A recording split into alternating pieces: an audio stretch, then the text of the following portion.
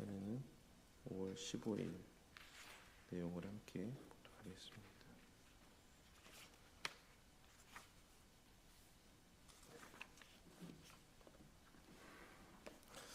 오늘은 이제 그리스도의 순종에 근거한, 그러니까 어제 사실 이 내용들을 또 설명하면서 잠깐 언급드리긴 했지만 그리스도의 순종에 근거한 의롭다 하시는 은혜의 행위의 내용을 함께 살펴보도록 하겠습니다. 그래서 지난 시간에 살펴본 내용이 값없이 주어졌다라고 하는 부분에 조금 더 이렇게 방점이 이제 맞춰져 있는 그런 내용이었다라고 한다면, 오늘은 이제 그 내용, 근거, 그러니까 그 진료인이 무엇인가라고 하는 것을 좀 언급하고 있는, 거기에 좀 더 무게 중심이 쏠려 있는 내용이라고 생각하시면 되겠습니다. 그래서 웨스트민스터 신앙고백서 11장 3항 내용을 우리 같이 한번 읽어보도록 하겠습니다. 시작. 그리스도께서 자신의 순종과 죽음으로 이렇게 의롭다 하심을 받는 모든 사람의 빚을 완전히 청산하셨으며 이들을 대신하여 하나님 아버지의 공의를 합당하고 참되며 완전하게 만족시키셨다. 그분은 아버지에 의해 이들을 위해 주어지셨으며 또한 그분의 순종과 속상이 이들을 대신하여 받아들여졌는데, 둘 다 이들에게 있는 어떤 것 때문이 아니라 값없이 된 것인 만큼 이들이 의롭다 하심을 받는 것은 오직 값없는 은혜로 된 것이다. 이렇게 하신 것은 죄인을 의롭다 하심을 통해서 하나님의 엄정한 공의와 풍성한 은혜의 영광이 나타나도록 하기 위함이다. 이와 관련된 말씀 요절 함께 읽어보도록 하겠습니다. 시작. 그는 실로 우리의 질고를 지고 우리의 슬픔을 당하였거늘 우리는 생각하기를 그는 징벌을 받아 하나님께 맞으며 고난을 당한다 하였노라. 그가 찔림은 우리의 허물 때문이요 그가 상함은 우리의 죄악 때문이라. 그가 징계를 받음으로 우리는 평화를 누리고 그가 채찍에 맞음으로 우리는 나음을 받았도다. 우리는 다 양 같아서 그릇 행하여 각기 제 길로 갔거늘 여호와께서는 우리 모두의 죄악을 그에게 담당시키셨도다. 자기 아들을 아끼지 아니하시고 우리 모든 사람을 위하여 내주시니가 어찌 그 아들과 함께 모든 것을 우리에게 주시지 아니하겠느냐. 그리스도께서 우리를 사랑하신 것 같이 너희도 사랑 가운데서 행하라. 그는 우리를 위하여 자신을 버리사 향기로운 제물과 희생 제물로 하나님께 드리셨느니라. 그리스도 예수 안에 있는 속량으로 말미암아 하나님의 은혜로 값없이 의롭다 하심을 얻은 자 되었느니라. 곧 이때에 자기의 의로우심을 나타내사 자기도 의로우시며 또한 예수 믿는 자를 의롭다 하려 하심이라. 아멘. 그래서 웨스트민스터 신앙고백서 11장 2항의 내용이 이제 앞에 계속 가시다 보면 있습니다. 이제 뭐 책자의 며칠이죠? 11일인가? 네, 어쨌든 12일 내용에 보시면 이제 웨스트민스터 신앙고백서 11장 2항의 내용이 있고, 이제 오늘 3항의 내용을 다루는데, 2항의 내용이 이제 우리가 지난 그 해당 시간에 나누었던 것처럼 도구인에 대한 말씀, 그러니까 어떻게 우리가 이 칭의의 은혜를 받는 것이냐라고 했을 때 오직 유일한 수단인 믿음으로만 우리가 이 칭의의 은혜를 받는다라고 이제 2항에서 언급을 하고 있고, 3항에서는 그러면 그 근거가 무엇이냐라고 하는 것, 우리가 의롭다 여김을 받는 것이 우리의 어떤 믿음 때문이냐라고 하는 어떤 질문에 대하여, 우리의 믿는 행위 때문이냐, 그것이 우리에게 의로 여겨지는 것이냐라고 하는 어떤 있을 수 있는 질문에 대한 내용을 제공해주고 있는 것입니다. 답을. 그래서 아니다. 우리 안에 있는 뭐 어떤 것 때문이 아니다. 중간에 이제 3번 조그만 각주 그 옆에 보시면 둘 다 그러니까 우리의 죄책이 사하여지고 우리가 의롭다 여김을 받게 되는 이 모든 것이 이들 안에 있는 이들에게 있는 어떤 것 때문이 아니다라고 이제 말씀하고 있는 겁니다. 11장 3항에서. 그래서 이들에게 있는 어떤 것 때문이 아니다라고 하는 이 표현에는 다분히 어떤 의미들이, 그러니까 어떤 주장들에 대한 반론의 내용들이 담겨 있는 거냐면, 하나는 당연히 로만 카톨릭의 모습에 대한 반론입니다. 그들의 주장에 대한. 왜냐하면 로만 카톨릭은 그 의가 어떻게 된다라고 이제 말씀하고 있는 겁니까? 일단 기본적으로 로만 카톨릭은 우리의 형상과 모양이, 그러니까 형상과 모양을 구분하기도 하지만 우리는 이제 형상과 모양을 하나로 본다라고 말씀을 드렸죠. 인간의 전적 타락을 이야기할 때 형상과 모양을 다른 표현이라고 구분하지 않고 이것을 그냥 동일한 반복된 어떤 성경이 동일한 의미들을 다른 똑같은 표현으로 중복적으로 하지 않고 똑같은 의미를 다른 식으로 표현하면서 그것을 좀 강조하는 모습들이 있는데, 개혁판에서의 창세기의 말씀에서의 형상과 모양, 하나님께서 우리를 지으실 때 허락하셨던 어떤 그 형상과 모양은 큰 범주에서는 똑같은 하나님의 형상을 말씀하고 있는 것이다라고 이해를 합니다.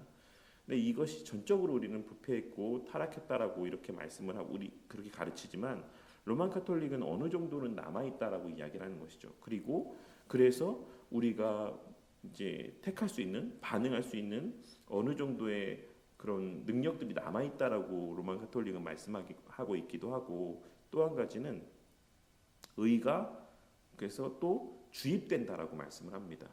그래서 이 웨스트민스터 신앙법에서 11장 3항의 중간에 이들에게 있는 어떤 것 때문에 이들이 의롭다 여김을 받게 되는 게 아니다라고 하는 말에는 그들 안에 주입된 어떤 의로움을 보시고 하나님께서 이들을 의롭다고 말씀해 주시는 게 아니야라고 하는 의미가 있는 거예요. 그러니까 우리들은 여전히 그냥 칭의를 전가해 주시고 그렇게 여겨 주시는 거기 때문에 우리는 여전히 죄인이야. 여전히 죄의 습성들과 흔적들을 갖고 살아. 그렇지만 하나님께서 그리스도의 의 때문에 우리를 의롭다고 여겨주시는 거야. 우리의 어떠함과 아무 상관없이 라고 하는 의미가 여기에 담겨 있는 거죠.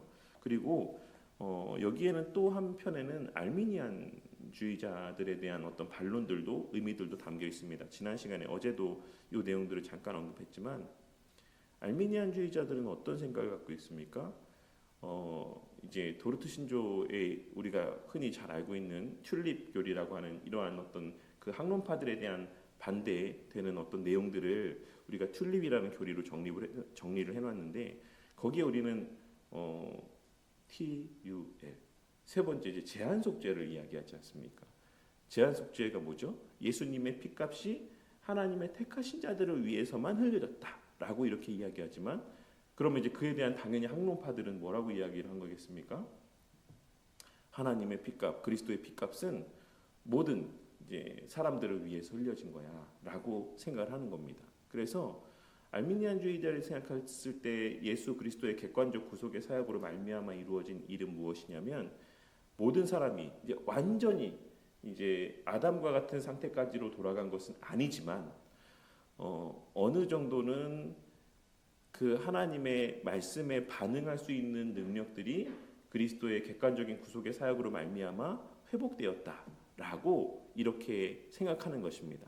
그래서 그들이 어떤 복음의 말씀들이 들려질 때 거기에 대해서 반응할 수 있는 여지들이 그들 가운데 생겨났다라고 이야기하는 거예요. 그래서 그렇게 복음의 초청이 있을 때, 복음의 말씀이 들려질 때 그들이 거기에 반응하지 않는 책임은 이제 온전히 사람들에게 있는 것이고, 반면에 택하는 것은 또 자기들의 어떤 그 택함으로 믿음을 받아들이는 것이다라는 이러한 어떤 논리들이 성립되어지는 것이다라고 할 수가 있는 것입니다. 그래서 이들은 예지예정을 말하는 거죠. 그 사람이 그렇게 받아들이고 할 것을 하나님께서 미리 아시고 그들을 이제 택하시고 또한 의롭다 하시는 것이다라고 하는 이런 주장들을 하는 것입니다. 그래서 이러한 모든 것들, 그들에게 있는 어떤 것 때문이 아니다. 우리는 전적으로 부패했고 반응할 수도 없고, 그리고 의롭다 여기신 이후에도 여전히 죄된 흔적들을 갖고 살아가는 그러한 자들인데, 하나님께서 그러한 우리들을 오직 그리스도께서 이루신 우리 밖에 있는 내재적이지 않은 어떤 외재하는 그리스도의 의를 우리 가운데 그렇게 전가해 주셔서 의롭다고 여겨 주시는 거야. 그러니까 우리가 의롭다고 여김 받을 수 있는 그 모든 근거는 우리 안에 있지 아니하고 우리 밖에 그리스도에게 그리스도가 성취하신 그 객관적 구속의 사역 가운데 있는 것이야 라고 말씀하고 있는 게 11장 3항에서 말씀하고 있는 핵심적인 요지라고 할 수가 있습니다. 어떤 근거로 우리가 의롭다 여김을 받는 것이냐, 이런 내용들을 좀 기억하시고 우리 교리 해설 내용을 좀 보도록 하겠습니다. 다음 페이지에 하나님께서 의롭다 하시는 일이 참으로 값없이 베푸시는 은혜가 되는 핵심적인 이유는 의롭다 하심의 근거가 그리스도의 순종에 근거한다라는 사실에 있습니다 라고 말씀하고 있습니다. 이 사실은 4월 3일에 나누었던, 그때는 우리가 나누지 않았지만 신앙고백서 8장 5항에 주 예수님께서 완전한 순종 그리고 그분 자신을 드린 희생 제사로 말미암아 성부 하나님의 공의를 완전히 만족시키셨다라고 진술하고 있습니다. 동일한 내용을 읽는 오늘 이 신앙고백 11장 3항의 내용은 이 내용을 좀 더 풀어서 설명하고 있는 내용이라고 볼 수 있습니다. 그리스도께서 자신의 순종과 죽음으로 이렇게 의롭다 하심을 받는 모든 사람의 빚을 완전히 청산하였으며 이들을 대신하여 하나님 아버지의 공의를 합당하고 참되며 완전하게 만족시키셨다. 요점은 그리스도께서 행하신 율법의 완전한 순종 그리고 죽음의 희생제사가 하나님 아버지의 공의를 완전히 만족시켰다라는 사실이라고 할 수가 있습니다. 그래서 이거를 예전에 이제 우리 교회에서 좀 설명을 드리면서 그 죄책에는 어떤 요소들이 있는가라고 하는 것에 대해서 이제 설명을 드렸던 것을 좀 기억하시는 분도 있을 거라고 생각합니다. 그러니까 우리가 죄책과 범책이라는 것이 있죠. 그래서 벌책과 범책이라는 게 있습니다. 죄책 안에는. 그래서 죄로 말미암아서 그때도 설명드렸지만 누군가 이제 죄를 졌어요. 요즘에도 뭐 너무 많이 뉴스를 틀면 이제 범죄한 내용들이 나오니까 최근에 뭐 전 자세히는 모르는데 어떤 젊은 20대 남자가 또 어떤 여고생이었나요? 누군가를 젊은 여성 누구를 이렇게 죽여갖고 막 이제 그 신상도 공개되고 막 이랬는데 되게 멀끔하게 생긴 친구가. 근데 이제 예를 들어서 그 친구는 자기 신상이 공개되는 거를 반대했다라고 이야기하더라고요. 근데 법이 개정돼서 이제 강제적으로 그가 동의하지 않아도 이제 그가 머그샷도 공개가 되고 했는데 그가 왜 자신의 신상이 공개되는 거를 그렇게 동의하지 않았겠습니까? 그러니까 일단 공개가 되면 그 사람은 사회적으로 이 사람은 살인자구나라고 하는 인식들을 사람들이 이제 갖게 되는 것이죠. 그런 어떤 사람들로부터의 평생에 자기가 달고 살아야 될 어떤 그런 모습들에 대한 어떤 거부감 때문이 아니었을까라고 생각합니다. 뭐 그 외에도 뭐 여러 가지 이유들이 있을 수 있겠지만 일단 누군가가 범죄를 하게 되면 그 두 가지의 이제 결과들이 따라오게 되는 것이죠. 그 실질적으로 행한 그 행위에 대한 책임을 져야 됩니다. 그래서 이 친구는 당연히 이제 그에 대한 판결 재판을 받고 뭐 그것이 뭐 몇 년형이든 혹은 무기징역이든 뭐 우리나라에서 뭐 실질적으로 뭐 사형이 시행되고 있지는 않지만 어쨌든 뭐 사형 선고를 받든 그 죄 자신이 지은 죄의 경중에 따른 어떤 책임들을 지게 될 것이고, 그리고 또 그에게는 우리가 소위 빨간 줄이라고 이야기하는 평생의 삶 가운데 그는 전과자라고 하는 범죄자라고 하는 어떤 그 꼬리표 가운데 살아가게 됩니다. 이거를 제가 이제 범책과 벌책에 대해서 설명드릴 때 말씀을 드렸었는데, 그래서 벌책은 그 죄에 대해서 책임을 져야 되는 그 책임져야 되는 사망과 같은 우리에게 있어서는 원죄에 대한 그 책임으로서의 사망의 형벌인 것이고, 범책은 무엇이다라고 말씀드렸죠. 평생에 우리의 죄인이라고 하는 우리를 따라다니는 그러한 어떤 그런 빨간 줄과 같은 어떤 그런 모습이다라고 말씀드렸습니다. 예수님의 능동적인 순종과 수동적인 순종은 이 두 가지의 것의 문제를 다 해결해 주시는 문제 영역의 내용이다라고 말씀드렸어요.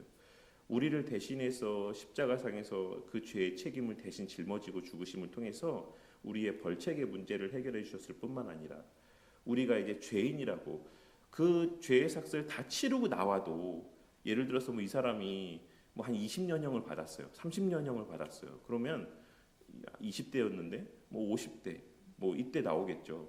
그래서 이 사람은 사실 죄의 값을 다 치렀습니다. 그래도 이 사람은 평생의 나머지의 모든 삶의 시간 속에서도 그 사람이 죄를 범했다는 사실은 해결되지 않습니다. 계속 그 사람은 죽을 때까지 전과자로 살아가는 거죠.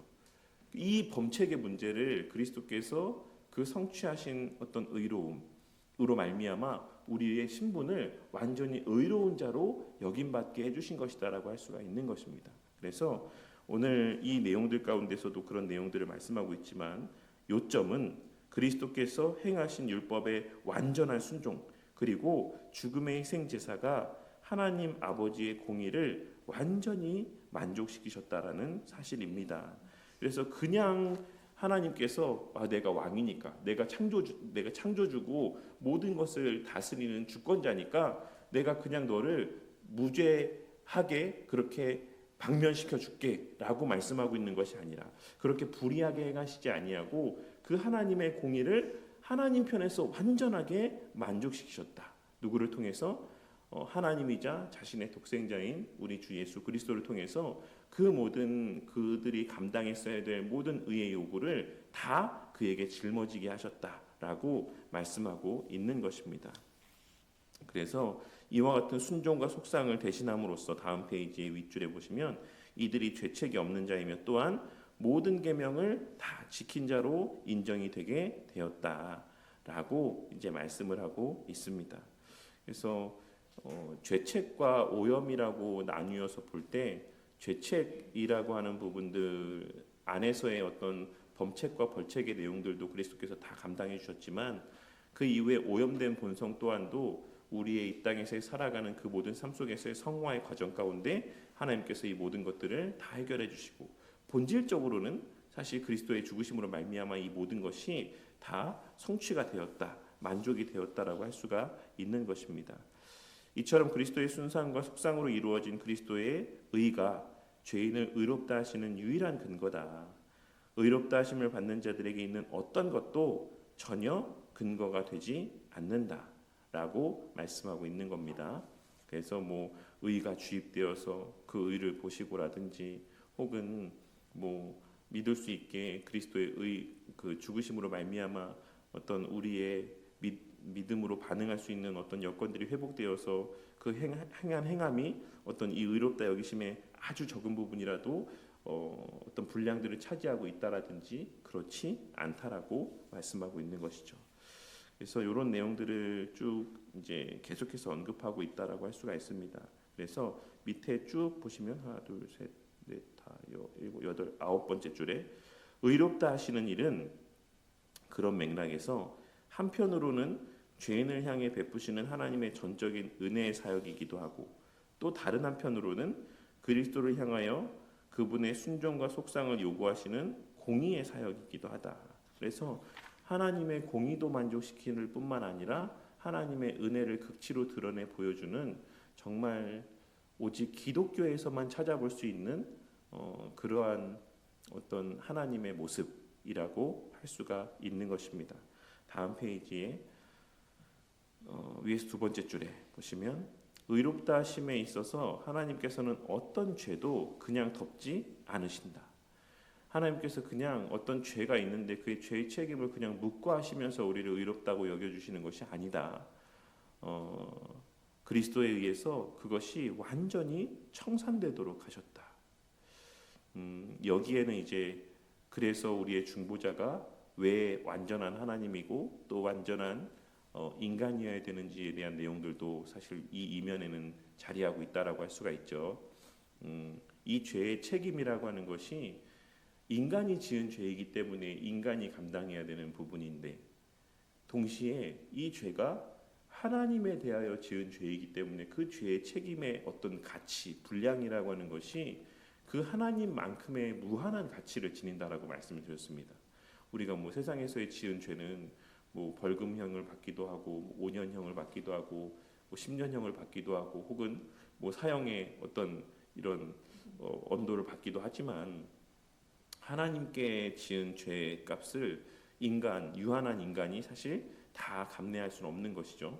그래서 하나님이신 예수님께서 인간의 몸을 입고 이 땅에 오셔서 완전한 사람이자 완전한 하나님으로서, 그래서 이 완전한 신이자 완전한 인간이다라고 하는 이 두 요소가 사실 그 중보자에게 있어서는 너무나도 중요한 모습이라고 할 수가 있는 것입니다. 그래서 기독교 역사 가운데 예수님의 그 완전한 신성과 완전한 인성에 대한 수많은 치열한 토론과 논쟁들이 있어 왔던 것이다라고 할 수가 있는 것이죠. 어쨌든 그래서 그리스도에 의해서, 그러한 완전한 온전한 중보자이신 그리스도에 의해서 완전히 청산되도록 하셨습니다. 마지막에서 말씀, 에베소서 말씀, 이는 그가 사랑하시는 자 안에서 우리에게 거저 주시는 바 그의 은혜의 영광을 찬송하게 하려는 것이라. 그래서 이 모든 것이 오직 하나님 편에서의 은혜다라는 사실을 이러한 하나님 편에서 행하심을 통해서 드러내 보이셨고, 또한 우리는 그러므로 말미암아 우리의 영광의 분깃이 아무것도 이 안에 자리하고 있지 않다라고 또한 인지함 가운데 하나님께만 영광 돌리는 그러한 삶을 살아가게 되는 것이다. 또 그러해야 마땅한 것이다 라고 하는 사실을 하나님께서는 기록된 말씀을 통해서 우리에게 말씀해 주고 있으신 것입니다. 이런 내용들을 해서 어쨌든 우리 안에 있는 어떤, 또 우리에게 허락된 어떤 그런 모습들로 말미암아 우리가 의롭다고 여김받는 게 전혀 아니다. 오직 우리 밖에 있는 그리스도, 루터 선생님께서 낯선 의라고 말씀하셨던, 표현하셨던 정말 그리스도께서 충족하시고 성취하신 그 의를 우리 가운데 전가하여 주심을 통해서다라고 하는 것을 꼭 기억하시기를 바라겠습니다. 1번에 죄인을 의롭다 하시는 하나님의 행위가 불의하지 않은 까닭이 무엇입니까? 그것은 중보자를 통해, 온전한 중보자를 통해 속상하시고 죄를 대속하시고 또한 그 모든 의의 요구까지 다 충족하셨기 때문입니다. 그래서 불의하지 않으신 거죠. 이번에 죄인을 의롭다 하시는 하나님의 행위가 긍휼과 은혜인 까닭은 무엇입니까? 그것은 할 수 없는 것을 우리에게 요구하지 아니하시고 스스로 이 모든 요구되어지는 일들을 행하셔서 그 은혜, 그 의를 우리에게 값없이 전가해 주셨기 때문에 그것이 긍휼과 은혜라고 할 수가 있는 것입니다. 그리스도의 순종과 속상으로 인한 의가 의롭다 하시는 유일한 근거라는 사실에 비추어 볼 때, 의롭다 하심을 받는 신자의 도덕과 성실함이나 선행이나 종교적인 노력은 이 의롭다 하심과 관련해서 어떤 의미를 갖게 되는 것이겠습니까? 그러니까 이것이 어떤 공로적인 요인이 되냐라고 하는 것을 말씀하고 있는 거죠. 근데 그렇지 않다라는 것을 알 수 있고, 이것이 결과적인 모습이다라는 사실을 우리는 알 수 있습니다. 어떻게 그럴 수 있냐면, 우리가 속상에 대한 대속의 의미들을 바르게 알게 될 때, 그러니까 우리의 죄 때문에 그 죄의 문제를 해결하기 위해서 하나님이신 예수님께서 인간의 몸을 입고 이 땅에 오셔서 십자가에 달려 죽으셨다. 죄가 그런 것이다 라고 하는 것을 알게 됨으로 말미암아 이 칭의의 은혜 가운데 있는 자들은 그 죄를 미워하게 되고 또 죄의 비참함을 깨닫게 되는 것입니다. 비록 우리의 육신의 연약함 때문에 우리가 온전하게 100% 죄를 짓지 않는 삶을 살아갈 수는 없지만 이 땅에서, 그럼에도 불구하고 죄에 대한 미워함, 죄의 비참함에 대한 인지가 그러한 하나님의 그 택하신 자들에게는 반드시 나타날 수밖에 없다라는 것을 우리가 또 알 수 있고, 또 그리스도의 순종에 대한 깨달음으로 말미암아서 우리가 그 그리스도와 연합됨으로 말미암아 우리의 마음속에도 이제 그 그리스도를 닮아 그 의에 대한 열망들, 선을 행하고자 하는 열망들이 우리 마음 가운데 생겨나게 되어 있는 것입니다. 그래서 다시 또 말씀드리지만 성화의 두 측면이 뭐라고 말씀드렸습니까? 죄 죽이기와 은혜 살리기의 모습이 결과적으로 이제 나타나게 될 수밖에 없다라고 할 수가 있는 것이죠. 그러니 의롭다 하심을 받는 신자의 도덕과 성실함이나 선행이나 종교적 노력은 의롭다 하심과 관련하여 어떤 의미를 갖는가? 그것을 확증해 주는 의미들, 그것이 진실되다라고 하는 것을 우리 가운데 또한 확인시켜 주는 어떤 그런 의미들을 지닌다라고 할 수가 있습니다. 결과적인 모습으로서 4번에 여러분에게 베풀어진 의롭다 하심의 은혜로 인하여서 여러분은 하나님께 대해서 어떤 찬양을 올려드립니까? 이 찬양은 하나님의 은혜와 공의의 영광을 높일 이유를 반영하고 있습니까? 라고 이야기하고 있습니다. 우리의 어떤 비참함에 대한 깨달음들로 말미암는 전적인 하나님께만 영광 돌리는 모습들이 우리 가운데 있어야지만 된다라고 할 수가 있습니다. 그래서 물론 우리의 마음 가운데는 하나님 이렇게 봉사할 수 있게 해주셔서 감사합니다. 예배드릴 수 있게 해주셔서 감사합니다. 이러한 우리가 어떠한 거듭남 이후에 나타내 보이게 되는 어떤 행위에 대한 감사와 찬양의 모습들도 우리 가운데 있긴 해야 되겠지만 사실 그보다 더 우선적으로는 우리가 그러한 자리에 이러한 자리 가운데 사실 원래는 있을 수가 없는 자들이라는 사실에 대한 인지와 그로 말미암는 하나님의 선제적으로 베푸신 전적인 은혜에 대한 감사의 찬양의 내용들이 우리의 어떤 감사의 고백들 가운데 하나님을 향한 찬양의 고백들 가운데 자리하고 있어야지만 됩니다. 그래서 때로는 우리가 하나님 저희 아이가 좋은 대학에 가게 해주셔서 감사합니다.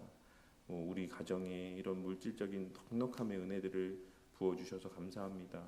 제가 하는 이 모든 일들이 형통하게 해주셔서 감사합니다. 이런 것들에 대한 것도 당연히 우리가 감사와 하나님을 찬양해야 될 어떤 제목들일 수 있지만 보다 더 근본적으로는 우리가 하나님의 자녀가 되었다. 하나님의 자녀로 여김받게 되었고 정말 그러할 수 없는 우리 안에는 절대로 발견되어질 수 없고 발현되어질 수 없는 그런 하나님 앞에서의 의롭다 여김받음의 은혜를 우리가 하나님 은혜로 말미암아 누리게 되었다라고 하는 것에 대한 감사와 찬양들이 우리의 입술을 통해 고백되어질 수 있어야지만 될 것입니다. 그래야 우리가 어떤 가변적인 우리의 상황에 따라서 우리의 감사나 찬양의 모습이 달라지는 어떤 이런 잘못된 신앙의 모습, 바람직하지 못한 신앙의 모습이 우리 가운데 있지 않을 수가 있을 것입니다. 그래서 다시 또 말씀드리지만 하이델베르크 유일문답의 구조도 비참과 구원과 감사, 언제나 비참함을 아는 것이 가장 우선의 자리에 있고 우리를 그 비참함의 자리에서 건져주신 은혜에 대한 감사, 이것이 사실 우리의 궁극의 감사의 내용인 것이죠. 그리고 이것은 변하지 않습니다. 우리가 가난하거나 부하거나 우리가 병든 때나 병들지 않은 때나 우리가 세상에서 형통한 삶을 살거나 그렇지 않을 때나 우리의 비참함에서 건져진 이 은혜는 사실 변하지 않는 것이고 그렇기에 우리의 감사도 우리의 가난할 때나 부할 때나 병들었을 때나 건강할 때나 형통치 않을 때나 형통할 때나 언제나 우리의 입술을 통해서 항상 고백되어질 수 있고 또 고백되어져야 마땅한 감사의 내용이라고 할 수가 있는 것입니다. 그래서 4번에 나오고 있는 질문들은 사실 그런 맥락에서의 내용이라고 생각하시면 될 것 같아요.